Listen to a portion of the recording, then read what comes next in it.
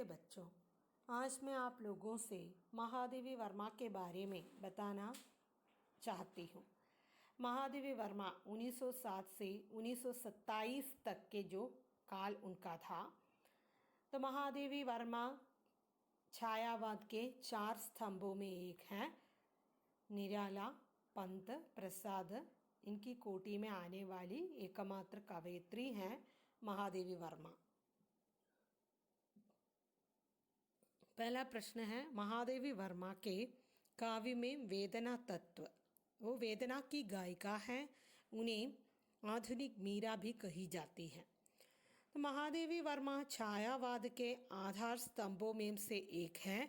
अज्ञात प्रियतम के प्रति वेदना भाव की अभिव्यक्ति उनके काव्य में प्रमुखता से हुई है। वेदना और करुणा की प्रधानता के कारण ही महादेवी जी को आधुनिक मीरा कहा जाता है। अज्ञात प्रियतम के प्रति विरह वेदना की भावना के कारण ही उनके काव्य में रहस्यवाद की प्रमुखता है। उनकी कृतियाँ निहार, रेशमी, नीरजा, सांध्य गीत एवं दीपशिखा में सर्वत्र वेदना व्याप्त है। विरह प्रेम का उदात्त स्वरूप है। विरह प्रेम का उदात्त स्वरूप है तथा प्रेम की कसौटी है। इसी विरह वेदना ने महादेवी जी को व्यग्र बनाकर उन्हें अपनी तुलना निर्भरी दुख की बदली से करने को विवश कर दिया है। मैं निर्भरी दुख की बदली, परिचय इतना इतिहास यही, उमड़ी कल धी मिट आज चली। महादेवी वर्मा की विरहानुभूति का निरूपण निम्न शीर्षकों में किया जा सकता है। प्रेम वेदना की गहनता। महादेवी वर्मा के काव्य में प्रेम वेदना की गहनता सर्वदा विद्यमान है। वेदना उन्हें इतनी प्रिय है कि वे उसका साथ नहीं छोड़ना चाहती हैं, क्योंकि इसी वेदना के माध्यम से उन्होंने सर्वशक्तिमान चेतनामय ईश्वर का दर्शन किया है। उदाहरण के लिए, मेरे बिखरे प्राणों में सारी करुणा ठुलका दो, मेरी छोटी सीमा में अपना अस्तित्व मिटा दो। दूसरे जो पॉइंट है महादेवी वर्मा की विरहानुभूति का निरूपण में, जो पहला पॉइंट प्रेम वेदना की गहनता है, दूसरा पॉइंट है करुणा की प्रधानता। विरह की तीव्रानुभूति के कारण महादेवी वर्मा जी के हृदय में अपार करुणा दिखाई पड़ती है। महादेवी जी के समय का निराशावाद भी इस करुणा को उत्पन्न कराने में सहायक सिद्ध हुआ। करुणा का भाव कवयित्री के अनुसार अन्यत्र पवित्र है। उसकी स्पर्श छाया से दुख भी निखर उठता है। उदाहरण के लिए, शून्य मंदिर में बनूंगी आज मैं प्रतिमा तुम्हारी, अर्चना हो शूल भोले, क्षार दृग जल अर्घ होले, आज करुणा स्नान उजला दुख ही मेरा पुजारी। तीसरा जो पॉइंट है नारी सुलभ सात्विकता। महादेवी जी के हृदय में वेदना की कोमल भावनाओं के साथ साथ नारी हृदय की स्वाभाविक सात्विकता भी समाहित है। उनके गीतों की प्रेम वेदना में न द्वेष है, न घृणा है, न कटुता है, न प्रतिकार।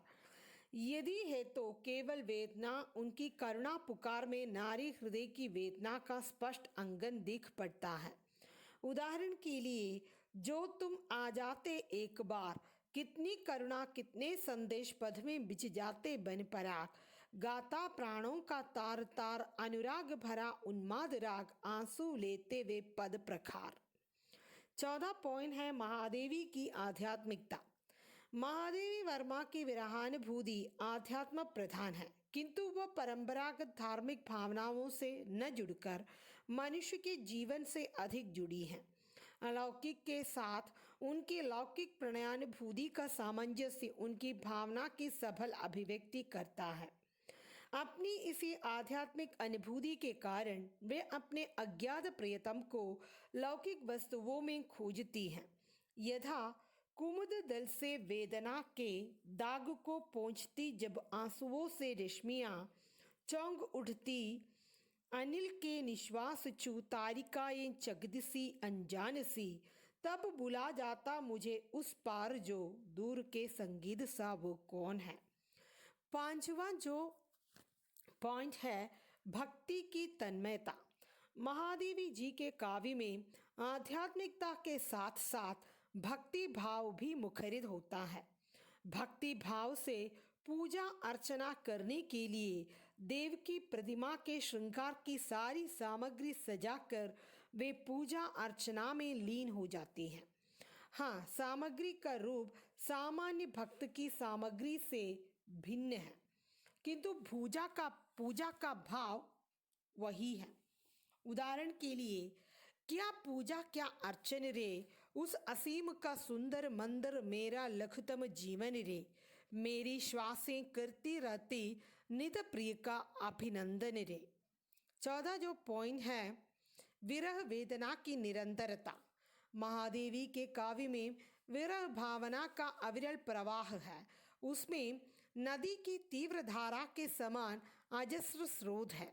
महादेवी की विरह वेदना कृत्रिम न होकर स्वाभाविक है, इसलिए वे अपने जीवन दीप के साथ स्वयं भी प्रज्वलित रहने की कामना करती हैं।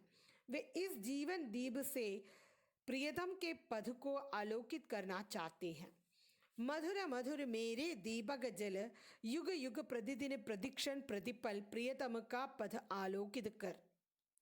संक्षेप में कह सकते हैं कि महादेवी की विरहानुभूति में गहन प्रेम वेदना का तत्व व्याप्त है। वे करुणा से ओतप्रोत विरह की ऐसी कवयित्री हैं जो अज्ञात प्रियतम की खोज में लीन है।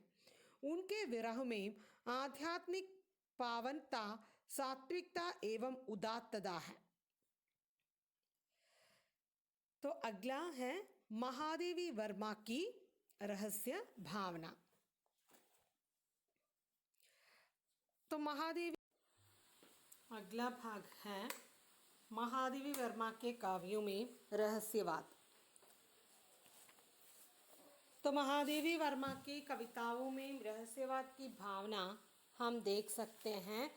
महादेवी के रहस्यवाद और मलिक मोहम्मद जायसी एवं कबीरदास के रहस्यवाद से बिल्कुल भिन्न है। कबीरदास के रहस्यवाद में वो आत्मा को स्त्री और परमात्मा को पुरुष मानते हैं। मलिक मोहम्मद जायसी आत्मा को पुरुष और परमात्मा को स्त्री मानते हैं। जब अज्ञात सत्ता को भावना का विषय बनाकर काव्य में प्रस्तुत किया जाता है तो उस प्रवृत्ति को रहस्यवाद कहा जाता है। आचार्य रामचंद्र शुक्ल जी के अनुसार वो रहस्यवाद यह है, जब कोई कवि अज्ञात प्रियतम को आलंबन बनाकर अत्यंत चित्रमयी भाषा में प्रेम की अनेक प्रकार से व्यंजना करता है तो उसे रहस्यवादी काव्य कहा जाता है।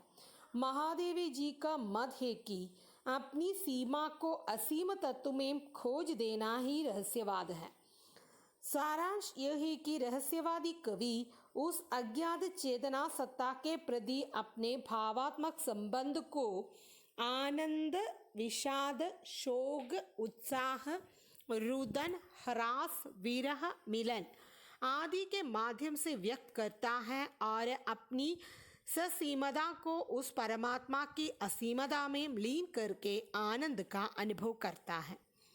महादेवी जी के काव्य में रहस्यानुभूति की प्रधानता है। कुछ आलोचक उन्हें मीरा की भांति माधुर्य भाव मूलक रहस्यवाद से जोड़ते हैं तो कुछ उन्हें साधना मूलक रहस्यवादी कवयित्री स्वीकार करते हैं। महादेवी जी की रहस्यानुभूति के 4 भेद हैं: साधना मूलक रहस्यवाद, भावना मूलक रहस्यानुभूति और माधुर्य भाव मूलक रहस्यानुभूति, मानवता मूलक रहस्यानुभूति। साधना मूलक रहस्यवाद के 3 अंग हैं: जिज्ञासा, साधना, मिलन का आनंद। महादेवी जी के काव्य में ये तीनों स्थितियां उपलब्ध होती हैं। वे उस अज्ञात सत्ता के साक्षात्कार के लिए सतत प्रयत्नशील हैं, इसलिए रात दिन दीपक की तरह जलती रहती हैं। दीपक के समान जलकर वह उस प्रियतम को पाना चाहती हैं। मधुर मधुर मेरे दीपक जल, युग युग प्रतिदिन प्रतिपल प्रदीक्षण प्रियतम का पद आलोकित कर। एक दिन वह आता है जब विरह की खड़ियां पूरी हो जाती हैं, साधना पूर्ण हो जाती है और प्रिय के आगमन का आभास उसे होने लगता है। तब श्रवण नयनमय हो जाता है और नयन श्रवणमय बन जाते हैं।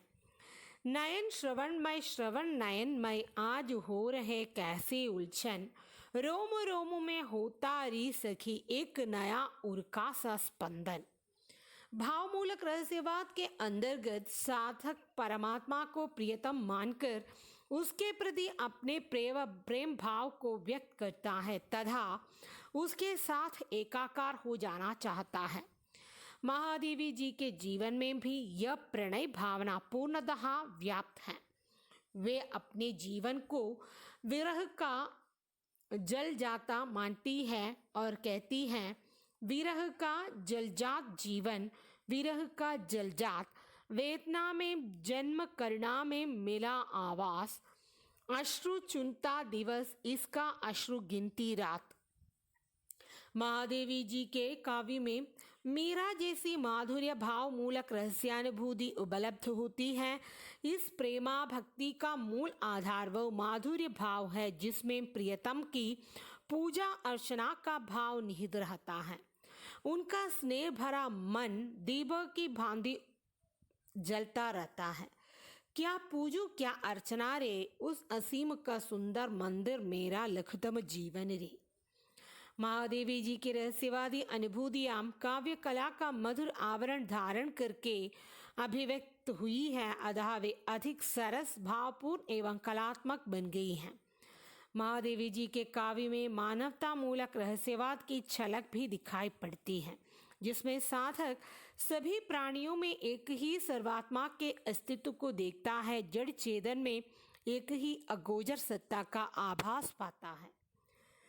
सारांश यह है कि महादेवी जी हिंदी के छायावादी काव्य की प्रमुख रहस्यवादी कवयित्री है। महादेवी की काव्य भाषा।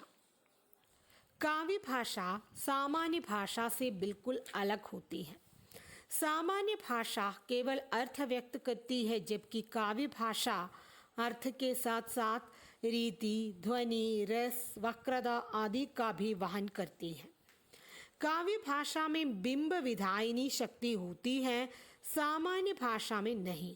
काव्य भाषा में अलंकारगत रमणीयता, चित्रोपमयता, नाद सौंदर्य, लाक्षणिकता, प्रतीकात्मकता जैसे गुणों का भी विद्यमान रहते हैं, जबकि सामान्य भाषा में इनकी कोई आवश्यकता नहीं होती।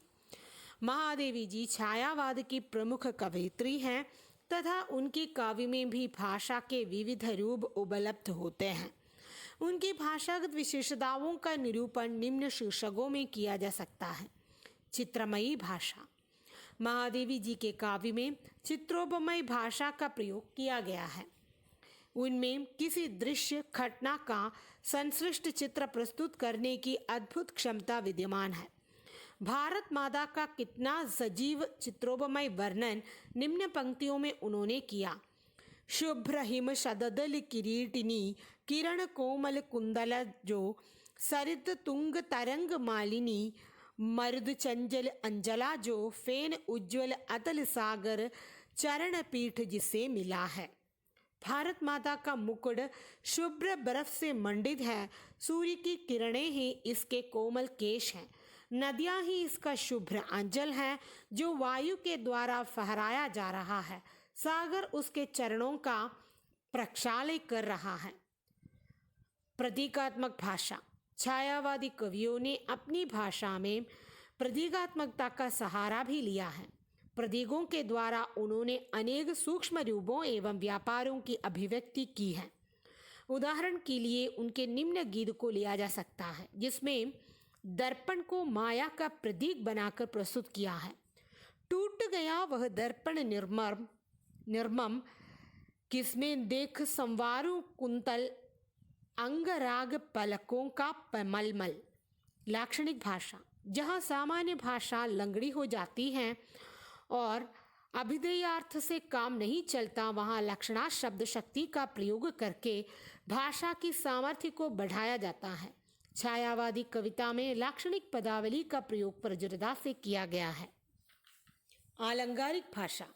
महादेवी जी के काव्य में आलंकारिकता अपने पूर्ण यौवन पर विद्यमान है। उसमें उपमान, उत्प्रेक्षा, विरोधाभास, रूपभागातिशयोक्ति, अलंकारों के साथ साथ मानवीकरण, विशेषण, विपर्यय एवं ध्वन्यर्थ व्यंजन जैसे नवीन अलंकारों का भी प्रयोग किया है। मानवीकरण अलंकार का एक उदाहरण द्रष्टव्य है।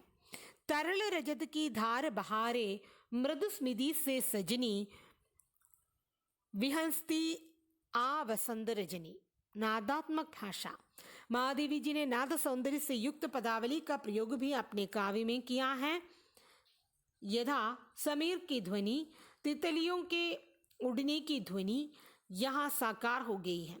सौरभ का फैला केश जल करती समीर परियाम विहार, गीली केसर पद चूम चूम पीते तितली के नव कुमार, मरमर का मधु संगीत छोड़ देते हैं हिल पल्लव अजान।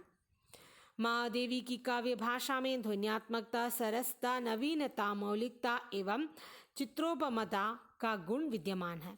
लक्षणा एवं व्यंजना के सौंदर्य से ओतप्रोत महादेवी की काव्य भाषा सरस, परिष्कृत एवं प्रभावोत्पादक है तथा काव्य भाषा के गुणों की दृष्टि से वह अद्वितीय है। महादेवी के काव्य में बिंब विधान। बिंब शब्द अंग्रेजी के इमेज का हिंदी रूपांतर है। काव्य भाषा में बिंब का होना अनिवार्य है। बिंब वो शब्द चित्र है जो कल्पना द्वारा ऐन्द्रिक अनुभवों के आधार पर निर्मित होता है।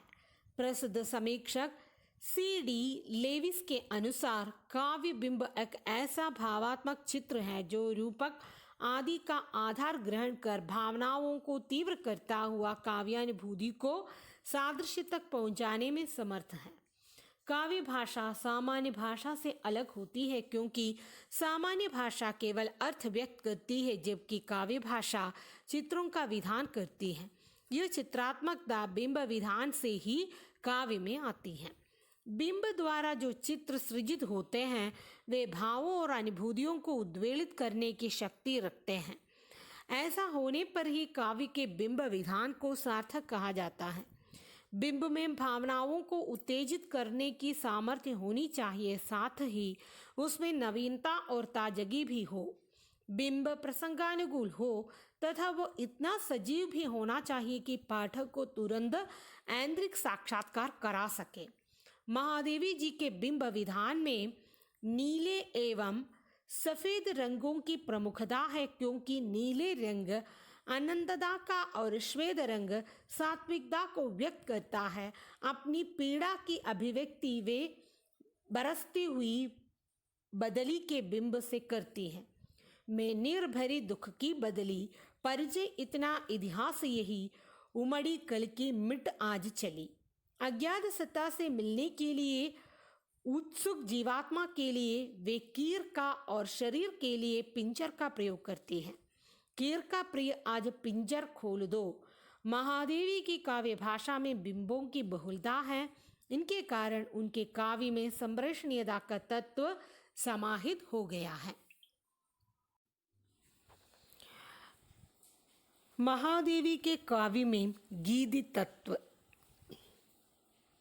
महादेवी जी की कविताएं वस्तुतः गीति तत्व से युक्त हैं, अतः उनके संपूर्ण काव्य संकलनों को गीत काव्य की संज्ञा दी जा सकती है। महादेवी जी के प्रकाशित काव्य संग्रह इस प्रकार हैं: निहार, रश्मि, नीरजा, सांध्य गीत, दीपशिखा, सप्तपर्णा और संधिनी। उनके कई संकलनों को मिलाकर यामा नामक एक संकलन अलग से तैयार किया गया, जिस पर उन्हें 1982 में ज्ञानपीठ पुरस्कार प्राप्त हुआ। विश्वकोश में गीत काव्य को परिभाषित करते हुए लिखा है: गीत काव्य वह रचना है जिसमें विशुद्ध कलात्मक धरातल पर कवि के अंतर्मुखी जीवन का उद्घाटन मुख्य रूप से होता है और जो उसके हर्ष, उल्लास, सुख, दुख एवं विषाद को वाणी प्रदान करता है। महादेवी जी ने गीत की परिभाषा देते हुए लिखा है: सुख दुख की भावावेशमयी आस्था विशेष का गिने चुने शब्दों में स्वर साधना के उपयुक्त चित्रण कर देना ही गीत है। उक्त परिभाषाओं के आलोक में गीति काव्य के प्रमुख तत्व इस प्रकार बताए जा सकते हैं। आत्माभिव्यंजकता, रागात्मकता, संगीतात्मकता, संक्षिप्तता, शैलीगत सुकुमारता, भावगत एकरूपता। महादेवी के काव्य में ये सभी तत्व उपलब्ध होते हैं। महादेवी के गीतों में उनके हृदय की संचित करुणा, वेदना एवं पीड़ा ही मुखरित हुई है। ये अनुभूतियाँ उनके वैयक्तिक जीवन से भिन्न नहीं कही जा सकती।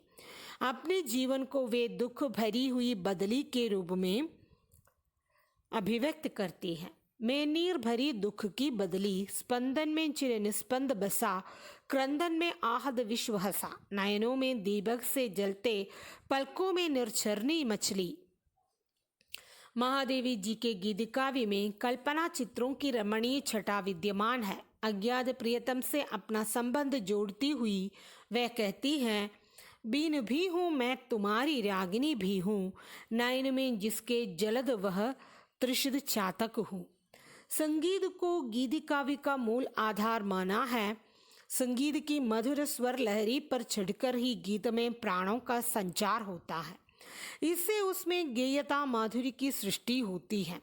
महादेवी जी के गीत संगीत के नाद से युक्त हैं।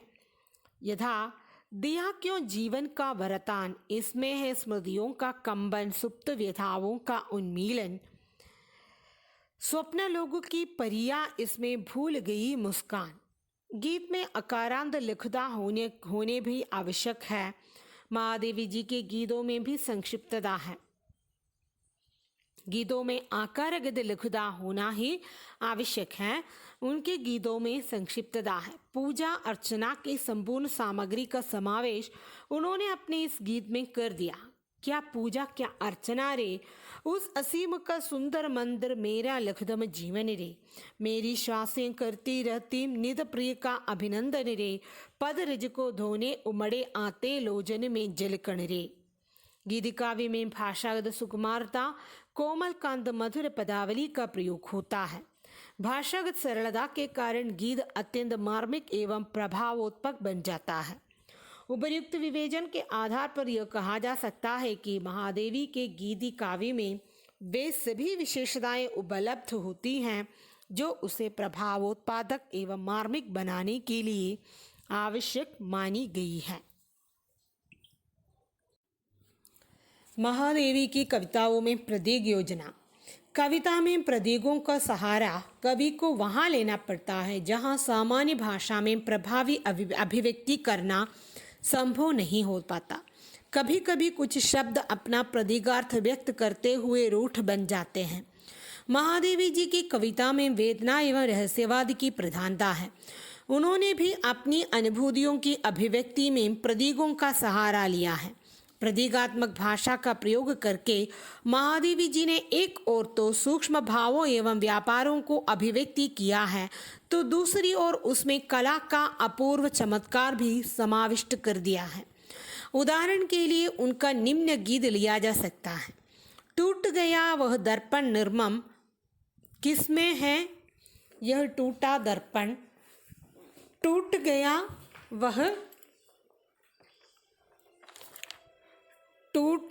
वह दर्पण निर्मम, किसमें देख संवारु कुंतल, अंगराज पलकों का मलमल। यहाँ दर्पण माया का प्रतीक है। माया का यह दर्पण जब टूट जाता है तो जीवन की दिशा और दशा दोनों ही बदल जाता है। इसी प्रकार कवयित्री ने निम्न गीतों में दीपक को अपने जीवन का प्रतीक मानकर उसे निरंतर प्रियतम के पद को आलोकित करने का सुझाव दिया है। मधुर मधुर मेरे दीपक जल, युग युग प्रतिदिन प्रदीक्षण प्रतिपल, प्रियतम का पथ आलोकित कर। महादेवी जी के प्रतीक रूढ़ अर्थ व्यक्त नहीं करते। सच तो यह है कि जब प्रतीक एक निश्चित अर्थ में रूढ़ हो जाते हैं तब वे कांतिहीन एवं प्रभावहीन हो जाते हैं। कहीं कहीं तो परंपरागत प्रतीक भी महादेवी जी के काव्य में उपलब्ध हो जाते हैं। कीर का प्रिय आज पिंजर खोल दो, यह स्पष्ट ही कीर तोता जीवात्मा का प्रतीक है और पिंजरा शरीर का प्रतीक है। महादेवी जी ने सांध्य गगन को अपने जीवन का प्रतीक मानते हुए बड़ी सुंदर कल्पनाएं इस गीत में की हैं। प्रिय सांध्य गगन मेरा जीवन। तो समग्र रूप में यह कहा जा सकता है कि प्रतीकों का प्रयोग करते हुए महादेवी जी ने अपने काव्य में रमणीयता का विधान किया है। प्रतीकात्मकता प्रायः सभी छायावादी कवियों की एक प्रमुख काव्यगत विशेषता मानी गई है।